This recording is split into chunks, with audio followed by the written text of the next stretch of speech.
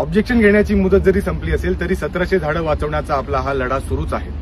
तुम्ही बघा, हे झाड अनेक कुंभमेळे या झाडाने बघितले असतील, कोणाला या झाडाचा त्रास आहे हे मला कळत नाहीये। आणि असे अनेक झाडं ज्यांनी अनेक वर्ष इथे आपल्याला सावली दिली, आपल्याला प्राणवायू दिलं, हे सगळे आता तुटणार आहे। आणि याच्या विरोधात ऑब्जेक्शन जरी आपल्याला आता घेता येणार नसतील तरी आपण एनएमसीला भरभरून मेल करूयात। यासोबतच 21 तारखेला जी जनसुनावणी नगरपालिकेत होणार आहे त्याच्यामध्ये देखील मोठ्या संख्येने आपण उपस्थित राहूयात। या सगळ्या गोष्टींचे डिटेल्स मी लवकरच आल्यानंतर तुम्हाला माझ्या इंस्टाग्राम अकाउंटवरून पोस्ट करेल। हा जो काही नफेखोरीसाठी चाललं आहे, पर्यावरण विरोधी जे काही चालू आहे, याच्यामुळे प्रदूषण प्रचंड वाढलेलं आहे, बिबट्यांचे हल्ले वाढलेले आहेत। किमान 2 ते 3 आक्रमणं, हल्ले बिबटे नाशिकमध्ये रोज करत असतात।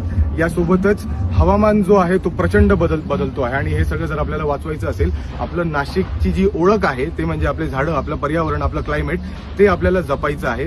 हे सगळं करण्यासाठी आपल्याला एकत्र यावं लागेल आणि या सगळ्या गोष्टींचा विरोध करावा लागेल। या सगळ्या गोष्टींमध्ये आम्ही भारतीय कम्युनिस्ट पक्ष म्हणून जनतेच्या सोबत आहोत आणि नाशिक महानगरपालिकेला एक झाड देखील आपण पाडू देणार नाही।